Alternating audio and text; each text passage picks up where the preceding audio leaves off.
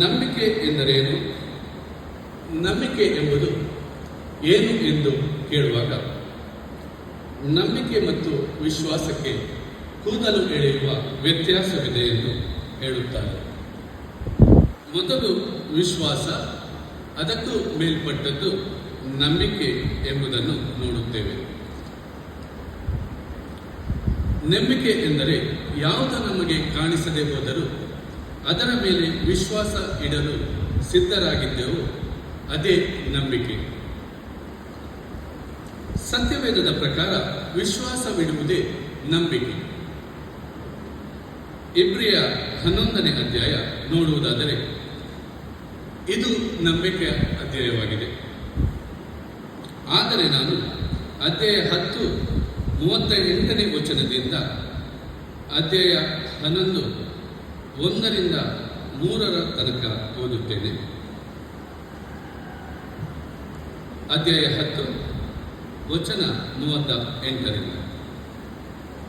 ಆದರೆ ನನ್ನವನಾಗಿರುವ ನೀತಿವಂತನು ನಂಬಿಕೆಯಿಂದಲೇ ಬದುಕುವನು. ಅವನು ಹಿಂತೆಗೆದರೆ ಅವನಲ್ಲಿ ನನಗೆ ಸಂತೋಷವಿರುವುದಿಲ್ಲ ಎಂದು ಬರೆದಿದೆ. ನಾವಾದರೂ ಹಿಂತೆಗೆದವರಾಗಿ ನಾಶವಾಗುವವರಲ್ಲ, ನಂಬುವರಾಗಿ ಪ್ರಾಣ ರಕ್ಷಣೆಯನ್ನು ಹೊಂದುವರಾಗಿದ್ದೇವೆ. ಅಧ್ಯಾಯ 11:1-3. ನಂಬಿಕೆಯು ನಾವು ನಿರೀಕ್ಷಿಸುವುಗಳ ವಿಷಯವಾಗಿ ಭರವಸೆಯಿಂದಿರುವುದು, ಕಣ್ಣಿಗೆ ಕಾಣದವುಗಳನ್ನು ನಿಜವೆಂದು ತಿಳಿದುಕೊಳ್ಳುವುದು ಆಗಿದೆ. ನಮ್ಮ ಪೂರ್ವಿಕರು ನಂಬಿಕೆ ಉಳ್ಳರಾಗಿದ್ದರಿಂದಲೇ ಒಳ್ಳೆಯ ಹೆಸರನ್ನು ಹೊಂದಿದರು. ಲೋಕಗಳು ದೇವರ ಮಾತಿನಿಂದ ನಿರ್ಮಿತವಾದವೆಂದು ನಂಬಿಕೆಯಿಂದಲೇ ನಾವು ತಿಳಿದುಕೊಂಡು ಕಾಣಿಸುವ ಈ ಜಗತ್ತು ದೃಶ್ಯ ವಸ್ತುಗಳಿಂದ ಉಂಟಾಗಲಿಲ್ಲವೆಂದು ಗ್ರಹಿಸುತ್ತೇವೆ. ಹಬಕ್ಕೂಕ ಅಧ್ಯಾಯ 2:4 ಹೇಳುತ್ತಾನೆ, ನೀತಿವಂತನು ತನ್ನ ನಂಬಿಕೆಯಿಂದಲೇ ಬದುಕುವನು ಎಂದು ಹೇಳುತ್ತಾನೆ. ಹಳೆ ಒಡಂಬಡಿಕೆಯ ಪ್ರಕಾರ ಹೇಬೇಲನು ಕುರಿಮರಿಯ ರಕ್ತ ಪ್ರೋಕ್ಷಣೆಯ ಮೂಲಕ ಯಜ್ಞವಾಗಿ ಅರ್ಪಿಸಿದನು. ಹನೋಕ ದೇವರ ಮೇಲೆ ಮೆಚ್ಚಿಸಿದ್ದು ನಂಬಿಕೆಯಿಂದ ಮಾತ್ರವಲ್ಲ, ದೇವರಿಗೆ ಮೆಚ್ಚುಗೆಯಾಗಿ ಜೀವಿಸಿದ್ದರಿಂದ. ನೋಹ ದೇವರ ಎಚ್ಚರಿಕೆಯನ್ನು ನಂಬಿದನು. ಅಬ್ರಹಾಮನಿಗೆ ವಾಗ್ದಾನ ಮಾಡಿದಾಗ ತನ್ನ ಸ್ವಂತ ಊರಿನ ಭದ್ರತೆಯನ್ನು ಬಿಟ್ಟನು. ಸಾರಳಳು ಮುಪ್ಪಿನವಳಾಗಿದ್ದರೂ ದೇವರು ಮಗುವನ್ನು ಕೊಡುವನೆಂಬ ನಂಬಿಕೆ ಅವಳಲ್ಲಿತ್ತು. ಈಸಾಕನು ಮತ್ತು ಯಾಕೋಬನು ಅಬ್ರಹಾಮನಿಗೆ ಮಾಡಿದ ವಾಗ್ದಾನವು ಮತ್ತೆ ಕೊಡಲ್ಪಟ್ಟಿತ್ತು. ಯೋಸೇಫನು ಕಾನಾನಿನಲ್ಲಿ ಬರಗಾಲ ಬಂದಾಗ ತನ್ನ ಕುಟುಂಬವನ್ನು ಕಾಪಾಡಿ ದೇವರು ತನ್ನ ಜನರು ಐಗುಪ್ತ ದೇಶದೊಳಗಿಂದ ಬಿಡುಗಡೆ ಮಾಡುವನೆಂದು ನಂಬಿದನು. ಮೋಶೆ ಇಬ್ರಿಯ ಜನರನ್ನು ಐಗುಪ್ತದ ದಾಸತ್ವದಿಂದ ಹೊರಗೆ ನಂಬಿಕೆಯಿಂದಲೇ ಕರೆತಂದನು. ರಹಬಳಳು ಇಸ್ರೇಲ್ಯರ ಗೂಢಾಚಾರರನ್ನು ಯೆರಿಕೋವಿನಿಂದ ತಪ್ಪಿಸಿಕೊಳ್ಳಲು ಸಹಾಯ ಮಾಡಿದವಳು. ಹಾಗೆ ನ್ಯಾಯಸ್ಥಾಪಕರಾದ ಗಿದ್ಯೋನನು, ಬರಾಕನು, ಸಂಸೋನನು, ಎಫ್ತಾಹನು, ದಾವೀದ್, ಸಾಮುವೇಲ್ ಇವರೆಲ್ಲರೂ ನಂಬಿಕೆಯ ಮೂಲಕ ಒಳ್ಳೆಯ ಹೆಸರನ್ನು ಸಂಪಾದಿಸಿಕೊಂಡಿದ್ದರು. ದೇವರು ನಮಗೋಸ್ಕರ ಶ್ರೇಷ್ಠವಾದ ಭಾಗ್ಯವನ್ನು ಏರ್ಪಡಿಸಿದ್ದಾನೆ. ರೋಮಾಯ, ಗಲಾತ್ಯ, ಇಬ್ರಿಯ ಇದು ನಂಬಿಕೆಯ ಪತ್ರಿಕೆಗಳಾಗಿವೆ. ಆ ನಂಬಿಕೆ ಯಾವುದು ಅಂದರೆ ಆ ಸುವಾರ್ತೆ ಯಾವುದು? 1 ಕೊರಿಂಥ 15ನೇ ಅಧ್ಯಾಯ 1-4 ಇದು ಸುವಾರ್ತೆಯಾಗಿದೆ. 1 ಕೊರಿಂಥ 15ನೇ ಅಧ್ಯಾಯ 1ರಿಂದ 4ನೇ ವಚನ, ಅನ್ಯರಾದ ನಮಗೆ ಇದು ಸುವಾರ್ತೆಯಾಗಿದೆ. ಸಹೋದರರೇ, ನಾನು ನಿಮಗೆ ತಿಳಿಸಿದ ಸುವಾರ್ತೆಯನ್ನು ನಿಮ್ಮ ನೆನಪಿಗೆ ತರುತ್ತೇನೆ. ನೀವು ಅದನ್ನು ಸ್ವೀಕರಿಸಿದ್ದೀರಿ, ಅದರಲ್ಲಿ ನಿಂತಿದ್ದೀರಿ. ನಾನು ಯಾವ ಸಂಗತಿಯನ್ನು ಹೇಳಿ ನಿಮಗೆ ಸುವಾರ್ತೆಯನ್ನು ತಿಳಿಸಿದ್ದೇನೋ ನೀವು ಅದನ್ನು ಗಟ್ಟಿಯಾಗಿ ಹಿಡಿದುಕೊಂಡರೆ ಮತ್ತು ನಿಮ್ಮ ನಂಬಿಕೆಯು ನಿರಾಧಾರವಾಗದ ಪಕ್ಷಕ್ಕೆ ಆ ಸುವಾರ್ತೆಯಿಂದ ನಿಮಗೆ ರಕ್ಷಣೆಯಾಗುತ್ತದೆ.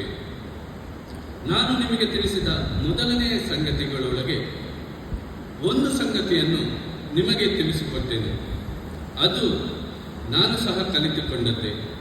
ಅದೇನೆಂದರೆ, ಶಾಸ್ತ್ರದಲ್ಲಿ ಮುಂತಿಳಿಸಿರುವ ಪ್ರಕಾರ ಕ್ರಿಸ್ತನು ನಮ್ಮ ಪಾಪಗಳ ನಿವಾರಣೆಗಾಗಿ ಸತ್ತನು, ಹೂಣಲ್ಪಟ್ಟನು, ಶಾಸ್ತ್ರದ ಪ್ರಕಾರವೇ 3ನೆಯ ದಿನದಲ್ಲಿ ಎಬ್ಬಿಸಲ್ಪಟ್ಟನು. ಇಲ್ಲಿ 5 ಬಿಂದುಗಳು ಕ್ರೂಜೆಯ ಬಗ್ಗೆ ಹೋಲಿಸುವಂಥದ್ದಾಗಿದೆ. ಸುವಾರ್ತೆಯ ಪ್ರಕಾರ 1ನೇದು ಕ್ರಿಸ್ತನು ಸತ್ತನು, 2ನೇದು ನಮ್ಮ ಪಾಪಗಳಿಗೋಸ್ಕರ, 3ನೇದು ಹೂಣಲ್ಪಟ್ಟನು, 4ನೇದು ಎಬ್ಬಿಸಲ್ಪಟ್ಟನು, 5ನೇದು ಶಾಸ್ತ್ರದ ಪ್ರಕಾರ. ಇದು ಅನ್ಯರಾದ ನಮಗೆ ಪೌಲನು ಮೂಲಕ ನಮ್ಮ ರಕ್ಷಕನಾದ ಯೇಸು ಕ್ರಿಸ್ತನು ಕೊಡಲ್ಪಟ್ಟ ಸುವಾರ್ತೆಯಾಗಿದೆ.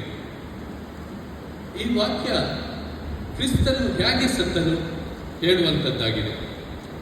ನಮ್ಮ ಪಾಪಗಳಿಗೋಸ್ಕರ ರಕ್ತ ಪ್ರಾಯಶ್ಚಿತವಾಗಿ ತನ್ನನ್ನೇ ಅರ್ಪಿಸಿದನು, ಅಂದರೆ ರಕ್ತ ಸುರಿಸಿ ಸತ್ತನು. ಇದು ರಕ್ತ ಪ್ರಾಯಶ್ಚಿತ ಯಜ್ಞವಾಗಿದೆ. ಹೆಚ್ಚಾದ ಜನರು ಕ್ರಿಸ್ತನು ಕ್ರೂಜೆಯಲ್ಲಿ ಸತ್ತನು ಎನ್ನುವ ಸುವಾರ್ತೆಯನ್ನು ಸಾರುತ್ತಾರೆ, ಆದರೆ ಆತನು ಎದ್ದು ಜೀವಿತನಾಗಿದ್ದಾನೆ ಎಂದು ಸುವಾರ್ತೆಯನ್ನು ನಾವು ಸಾರುವಾಗಿದ್ದೇವೆ. ಈಗ ಆತನು ಕ್ರೂಜೆಯಲ್ಲಿಲ್ಲ, ನಮ್ಮಲ್ಲಿ, ನಮ್ಮ ಹೃದಯದಲ್ಲಿ, ನಮ್ಮ ಮಧ್ಯದಲ್ಲಿ ವಾಸಿಸುವನಾಗಿದ್ದಾನೆ. ಸತ್ಯವೇದ ಹೇಳುವಂಥದ್ದು, ಕ್ರಿಸ್ತನು ನಮ್ಮ ಪಾಪಗಳಿಗೋಸ್ಕರ ಸತ್ತನು, ಹೂಣಲ್ಪಟ್ಟನು, 3ನೇ ದಿನದಲ್ಲಿ ಸತ್ತ ಒಳಗಿಂದ ಎಬ್ಬಿಸಲ್ಪಟ್ಟನು. ವಾಕ್ಯದ ಪ್ರಕಾರ ಇದು ಸುವಾರ್ತೆಯಾಗಿದೆ. ಚಿರಂಜೀವಿಯಾಗಿ ಎದ್ದು ಬಂದನು ಅಂದರೆ ದೋಷಾಪರಾಧಗಳನ್ನು ಕ್ಷಮಿಸಲು, ನೀತಿವಂತರನ್ನಾಗಿ ಮಾಡಲು ಯೇಸು ನಮ್ಮ ಎಲ್ಲ ಪಾಪಗಳನ್ನು ಕ್ಷಮಿಸಿದನು. ಈಗ ನಾವು ಆತನಲ್ಲಿ ಬರುವಾಗ ನಮ್ಮ ರಕ್ಷಕನು, ಸಂರಕ್ಷಕನು, ಉದ್ಧಾರಕನು ಎಂದು ಸ್ವೀಕರಿಸುವಾಗ ನಾವು ಆತನ ಸದಾಚಾರದಿಂದ ನೀತಿವಂತರಾಗುತ್ತೇವೆ. ಅಪೊಸ್ತಲರ ಕೃತ್ಯ 13:39 ಮೋಶೆಯ ಧರ್ಮಶಾಸ್ತ್ರದ ಮೂಲಕ ನೀವು ಬಿಡುಗಡೆ ಹೊಂದಲಾಗದ ಎಲ್ಲ ಪಾಪಗಳಿಂದ ನಮ್ಮವರೆಲ್ಲರೂ ಆತನ ಮೂಲಕವಾಗಿ ಬಿಡುಗಡೆ ಹೊಂದಿ ನೀತಿವಂತರೆನಿಸಿಕೊಳ್ಳುತ್ತಾರೆ. ಯೇಸು ಕ್ರಿಸ್ತನು ಕ್ರೂಜೆಯಲ್ಲಿ ಮಾಡಿದಂಥ ರಕ್ತ ಪ್ರಾಯಶ್ಚಿತ ಯಜ್ಞದ ಮೂಲಕ ಆತನು ನಮ್ಮ ಪಾಪಗಳನ್ನು ತೆಗೆದುಕೊಂಡು ಅದಕ್ಕೋಸ್ಕರ ಮೂಲ್ಯವನ್ನು ತೆತ್ತನು. ಈಗ ನಾವು ಆತನ ಮೂಲಕ ನೀತಿವಂತರಾಗಿದ್ದೇವೆ. ಆ ರಕ್ತದಿಂದ ನಾವು ಶುದ್ಧರಾಗಿದ್ದೇವೆ, ರಕ್ಷಿಸಲ್ಪಟ್ಟಿದ್ದೇವೆ ಎಂದು ನಂಬುತ್ತೇವೆ. ಸುವಾರ್ತೆಯು ಹೇಳುವಂಥದ್ದು ನಂಬಿಕೆಯ ಮೂಲಕ ಮಾತ್ರ ರಕ್ಷಣೆ ಎಂಬುದು. ರೋಮ 3:20 ಯಾವನಾದರೂ ನೇಮನಿಷ್ಠೆಗಳನ್ನು ಅನುಸರಿಸಿ ದೇವರ ಸನ್ನಿಧಿಯಲ್ಲಿ ನೀತಿವಂತನೆಂದು ನಿರ್ಣಯಿಸಲ್ಪಡುವುದಿಲ್ಲ. ಧರ್ಮಶಾಸ್ತ್ರದಿಂದ ಪಾಪದ ಅರಿವು ಉಂಟಾಗುವುದಷ್ಟೇ. ಅಂದರೆ ಯಾರೂ ಕೂಡ ನೇಮನಿಷ್ಠೆಗಳನ್ನು ಅನುಸರಿಸಿ ನೀತಿವಂತರೆಂದು ನಿರ್ಣಯಿಸಲ್ಪಡುವುದಿಲ್ಲ. ಈ ರೀತಿಯ ಜನರು, ಅಂದರೆ ಧರ್ಮಶಾಸ್ತ್ರವನ್ನು ಅನುಸರಿಸುವರಿಂದ ನಾವು ನೀತಿವಂತರಾಗುತ್ತೇವೆ ಎಂದು ಎಣಿಸುತ್ತಾರೆ. ಅದು ಸರಿಯಲ್ಲ. ರೋಮ 10:4 ಹೀಗೆ ಹೇಳುತ್ತದೆ, ನಂಬುವವರೆಲ್ಲರಿಗೆ ನೀತಿಯನ್ನು ದೊರಕಿಸಿರುವ ಕ್ರಿಸ್ತನಿಂದಲೇ ಕರ್ಮ ಮಾರ್ಗಕ್ಕೆ ಅಂತ್ಯವಾಯಿತು. ಹೀಗೆ ಸುವಾರ್ತೆ ನಂಬುವವರೆಲ್ಲರಿಗೆ ನೀತಿ ದೊರಕುವುದು ಧರ್ಮಶಾಸ್ತ್ರವು ಅಧ್ಯಾಪಕನಾಗಿ ಯೇಸು ಕ್ರಿಸ್ತನ ಬಳಿಗೆ ತರುವಂಥದ್ದು. ರೋಮ 3:24 ಅವರು ನೀತಿವಂತರೆಂದು ನಿರ್ಣಯ ಹೊಂದುವುದು ದೇವರ ಉಚಿತಾರ್ಥವಾದ ಕೃಪೆಯಿಂದಲೇ, ಯೇಸು ಕ್ರಿಸ್ತನಿಂದ ಪಾಪ ವಿಮೋಚನೆಯ ಮೂಲಕವಾಗಿ ಆಗುವುದು. ರೋಮ 3:22 ದೇವರಿಂದಾಗುವ ಆ ನೀತಿಯು ಯಾವುದೆಂದರೆ ಯೇಸು ಕ್ರಿಸ್ತನನ್ನು ನಂಬುವುದರಿಂದಲೇ ನಂಬುವವರೆಲ್ಲರಿಗೆ ದೊರಕುವಂಥದ್ದು. ರೋಮ 3:28 ಧರ್ಮ ಪ್ರಮಾಣ ಸಂಬಂಧವಾದ ಕರ್ಮಗಳಿಲ್ಲದೆ ನಂಬಿಕೆಯಿಂದಲೇ ಮನುಷ್ಯರು ನೀತಿವಂತರೆಂದು ನಿರ್ಣಯಿಸಲ್ಪಡುವುದೆಂಬುದಾಗಿ ನಿಶ್ಚಯ ಮಾಡಿಕೊಂಡಿದ್ದೇವಲ್ಲ. ಎಲ್ಲ ವಾಕ್ಯಗಳು ಹೇಳುವಂಥದ್ದು ಕೃಪೆಯಿಂದಲೇ ನಂಬುವುದರ ಮೂಲಕ ನೀತಿವಂತರಾಗುತ್ತೇವೆ.